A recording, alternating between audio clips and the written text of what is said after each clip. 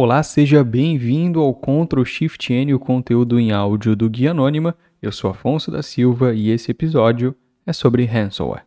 A gente vai falar um pouco sobre as últimas notícias que a gente tem tido sobre esse tipo de ataque e não explicar ao todo como funciona o ransomware, acho que até porque você já deve imaginar. Vou fazer um resumão aqui do funcionamento dele, mas não vou me aprofundar.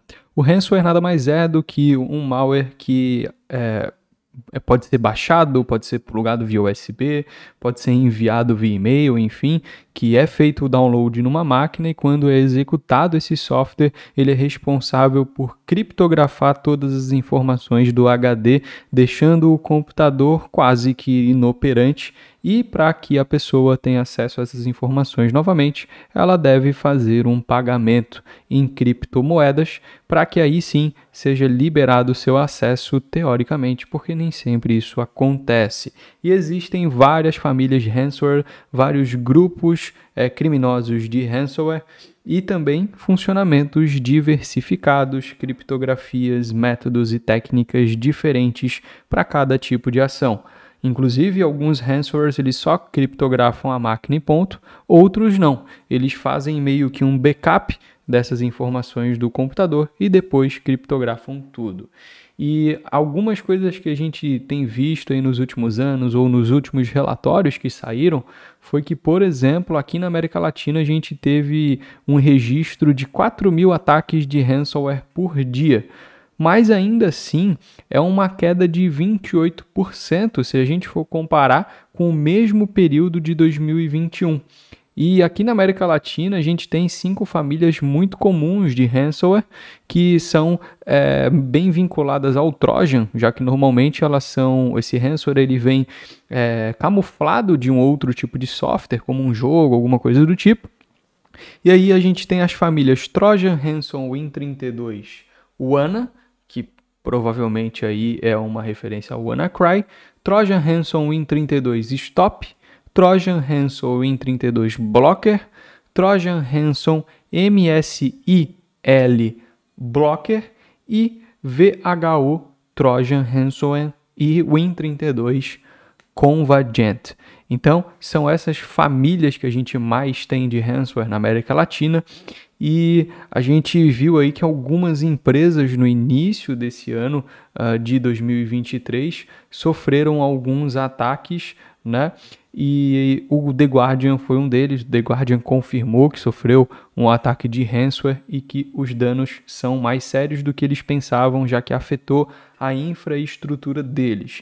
E isso tende, né, mesmo que a gente tenha, por exemplo, ali várias famílias de ransomware, mesmo que a gente tenha uma queda de 28% aqui na América Latina, se for comparado, né, 2021 e 2022, lembrando que os relatórios de 2023 ficam prontos só lá no final do ano.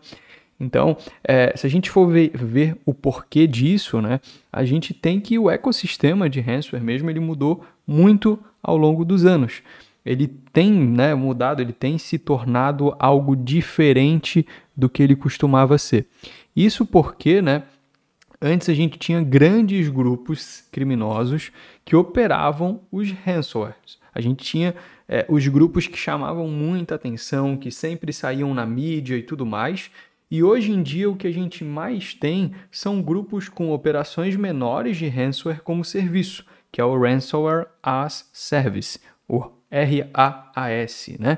E como são grupos menores, são grupos com nomes que não são tão divulgados assim, eles acabam não chamando tanta atenção das autoridades. Isso é considerado uma democratização do ransomware. Então, outros grupos são criados, os grupos maiores são divididos, criam subgrupos, como por exemplo a gente tem a Conti, que é um grupo operador de ransomware muito grande, e a gente tem a Black Basta, que é um spin-off da Conti, vamos dizer assim, né? É uma continuidade, é uma diferenciação da Conti. Temos também aí outros 2 grupos bem famosos, que é a Lockbit e a Hive. E, bem, esses grupos maiores, não que eles tenham parado de operar, eles continuam operando normalmente, mas eles criam ali dentro deles subgrupos que são responsáveis por boa parte desses ataques de ransomware as service. Outra parada também que a gente teve é a Microsoft, que está bem acostumada com tipos de ataques nos seus sistemas operacionais, principalmente aí o Windows Cliente e o Windows Server. Ela conseguiu descobrir algumas coisas sobre o funcionamento de algumas famílias de ransomware que são focadas em ataques ao macOS da Apple. Essas famílias são o KRanger, que é KE-Ranger, FileCoder, Mac Ransom e Evil Quest. E a Microsoft, ela descobriu que, por exemplo, o KRanger, ele tem uma abordagem de execução diferente do que se costuma ver. Ele tem uma execução atrasada para evitar a detecção dos sistemas de software de defesa do macOS, e ele consegue fazer isso no modo hibernar, vamos dizer assim.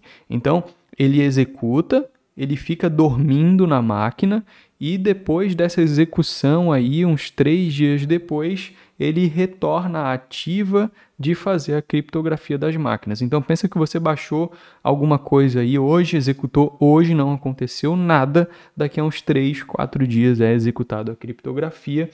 E esse KRanger, ele usa uma criptografia AES no modo Cyber Block Chaining, que é o CBC, para atingir os seus objetivos. Já o FileCoder, que é outra família de ransomware focada para macOS, usa o Zip para essa criptografia de arquivos. Ainda a Microsoft, né, que fez essa investigação toda, ela diz que alguns operadores de ransomware de Cuba estão invadindo servidores de Exchange sem correção contra a vulnerabilidade crítica de falsificação de solicitação do lado do servidor, que é o SSRF, que a gente já falou aqui no canal, também exploradas pelos ataques de Ransomware Play. Não sei se você lembra, mas ano passado deu um BO gigantesco nos servidores de Exchange da Microsoft, com falhas de Zero Day e com CVEs cadastradas e ataques massivos em vulnerabilidades desses servidores de Exchange. Então, uma provedora de computação em nuvem, a Hackspace, ela confirmou recentemente que o Ransomware Play usou essa exploração de Zero Day, chamada de OWASSRF, visando a falha cadastrada CVE 2022-41080, para comprometer os servidores Exchange sem atualização na sua rede, após ignorar todas as mitigações de restrição de URL. Isso ocorreu, né, por conta da falta de atualizações, a falta de patch desses servidores. Isso que já foi notificado pela Microsoft, algumas coisas e tal. E, bem, a gente vê que as empresas elas têm que se preocupar mais com esses patches de segurança, já que normalmente as falhas acontecem exatamente pela falta desses patches, né?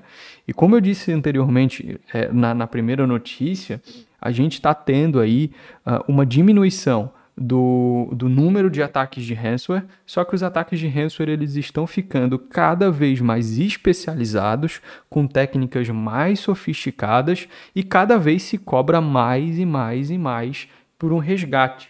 Está se tornando cada vez mais difícil para isso.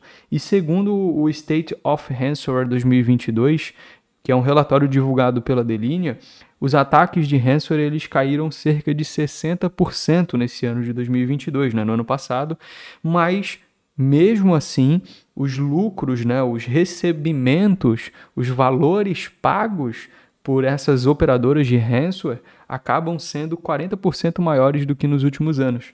Então a gente teve aí um crescimento do faturamento desses grupos criminosos e uma queda nessa questão dos ransomwares, o que significa que eles estão cada vez mais especializados, mais sofisticados e cada vez mais eles estão determinando muito bem os seus alvos. Tanto que a gente vê aí grandes empresas e governos sendo atacados principalmente. É difícil aí você ter uma notícia de uma empresa um pouco menor que sofreu esse tipo de ataque, porque esses operadores acredito que imaginam que essa galera não vai ter grana o suficiente para pagar o resgate, e é muito mais fácil atacar uma empresa grande que tem dinheiro e tem medo de ter a sua reputação queimada no mercado. Então, é bastante interessante a gente ver essa evolução do ecossistema e também a gente compreender esse Ransomware as a Service, né? Que parece algo tão normal, mas que na realidade é bem bizarro, principalmente para as empresas que precisam fazer a defesa das suas infraestruturas. E se você aí que está me ouvindo tem um interesse em estudar defesa cibernética para conseguir fazer com que a empresa tenha uma segurança de verdade, para que ela consiga monitorar o mercado de trabalho e tudo mais, eu indico que você dê uma olhadinha ou aqui na descrição ou no comentário fixado no link que te leva para o site da C-Cyber. A C-Cyber é uma academia especializada em segurança cibernética, principalmente na área de segurança defensiva, e por lá você consegue aprender com conteúdos e treinamentos extremamente práticos em ambientes ultra realistas. Então, dá uma olhadinha aqui no link que está no comentário fixado ou na descrição e conheça aí os treinamentos da C-Cyber, uma das maiores academias aqui do Brasil no que se refere à segurança defensiva, com treinamentos para quem quer migrar da área de TI para a área de segurança cibernética e também para quem quer iniciar os seus estudos em segurança cibernética sem precisar dessa migração, né? Então dá uma olhadinha aqui, acessa lá C-Cyber para que você conheça mais sobre os treinamentos. E gostaria também de ressaltar que todas essas notícias foram retiradas do cisoadvisor.com.br, o site de notícias especializado aí em notícias de segurança da informação, comandado pelo meu amigo Paulo. Beleza? É isso, gente. Muito obrigado e a gente se vê no próximo. Deixa o like aí, se inscreve no canal e compartilha esse vídeo ou esse áudio com seus amigos.